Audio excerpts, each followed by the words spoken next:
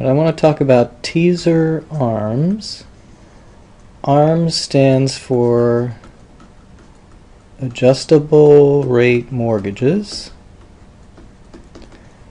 And so an adjustable rate as opposed to a fixed rate has an interest rate that can that will change, and typically it'll change based on an index. For example, you could have a 1-year Treasury index. So you'd see a published index, and the interest rate, let's say, starts out at, let's say, 3%, and then after 1 year it might be 2% over the Treasury index. So the mortgage rate is 3%. Let's say the Treasury index, 1-year Treasury index, starts at 2%. And let's say in 1 year later the Treasury index is still 2%. So this is 1 year later. And the Treasury index is still 2%. This is your mortgage rate. If there was a sort of a markup over the rate, let's say it's a 2% markup, let's say it's a 2.5% markup, so that would mean that we would take 2 plus 2.5, and the mortgage rate would be 4.5%. So there are all sorts of adjustment periods. There's 1 year, you might have one based on 3 months, you could have 3-year, I've seen 5-year, 7-year, all sorts of indexes, and then adjustment periods. The popularity of adjustable rate mortgages comes from something different than maybe what an economist might expect. So an economist thinks, an adjustable rate mortgage, that's reallocating interest rate risk from the lender to the borrower, and so the borrower will on average pay a lower interest rate. That's the initial thinking that you might think for adjustable rate mortgages. It allows a lender to take short-term financing, fund a mortgage, and not worry about taking interest rate risk. On the other hand, the borrower is going to have some interest rate risk. That is, as rates rise, the borrower is going to have to pay more over time, or if rates fall, the borrower will benefit. But they don't get the fixed interest rate. But it turns out that from a marketing perspective, where ARMs are popular are as a solution to lowering the initial monthly payment. So the main use for ARMs is that they lower the monthly payment. And there are two ways that they do that. One is, I'll call the yield curve, which is typically short-term interest rates are below long-term interest rates. And that means that the amortization will be based on something tied to the short interest rate, let's say the 1-year Treasury index as opposed to a 30-year mortgage rate, and so there will so you'll have a lower monthly payment because of the short-term interest rate being below the long-term interest rate.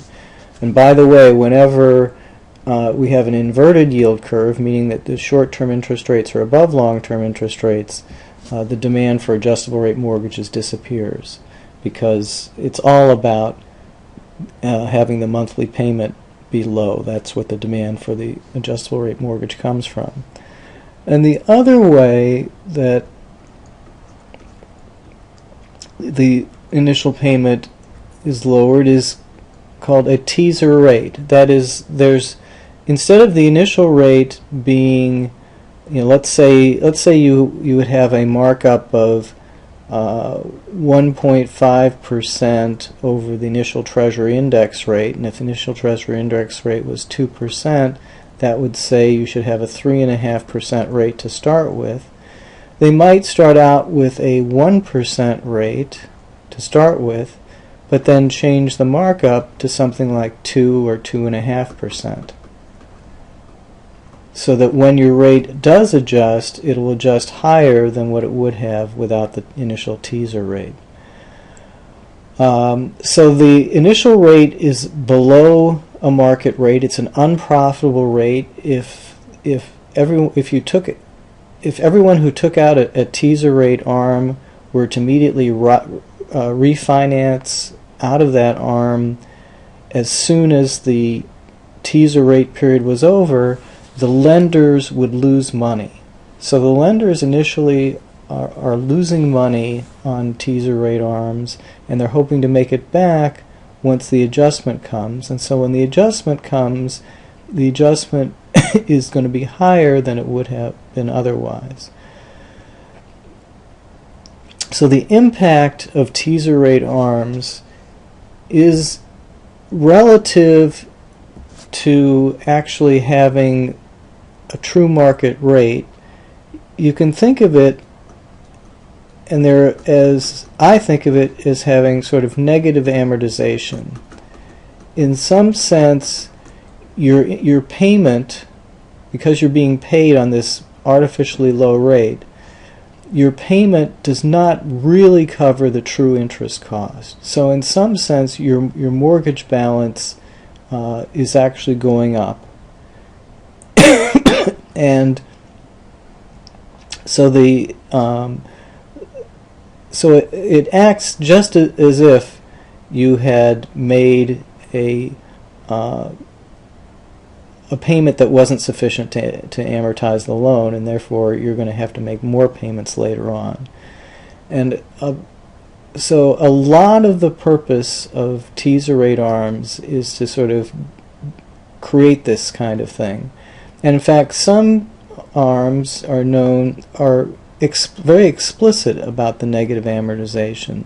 They're known as payment capped ARMs. So a payment cap ARM, the rate adjusts, but the payment will not, at least for the first couple years or so. And so if the rate is going up and the payment is staying the same, then you're into negative amortization. And again, if you start with a low teaser rate, you're guaranteed to get that negative amortization. And I guess as a final note on ARMs, the main point I wanted to get across is that they're really a method for creating a sort of negative amortization in order to reduce the initial monthly payment. And of course you make up for it with higher payments later. That's the main point I just want to mention. There's this institutional factor called rate caps. That is, with an ARM there will be typically a maximum rate adjustment. So let's say no more than 2% in each adjustment period. So that makes it sort of like a hybrid between an ARM and a fixed rate. It keeps the interest rate from jumping too much, provides some borrower protection, so it transfers some of that interest rate risk that would have all been on the borrower back to the lender. Otherwise, I'm not going to talk much about rate caps, and I think I'll finish it off on teaser rate ARMs.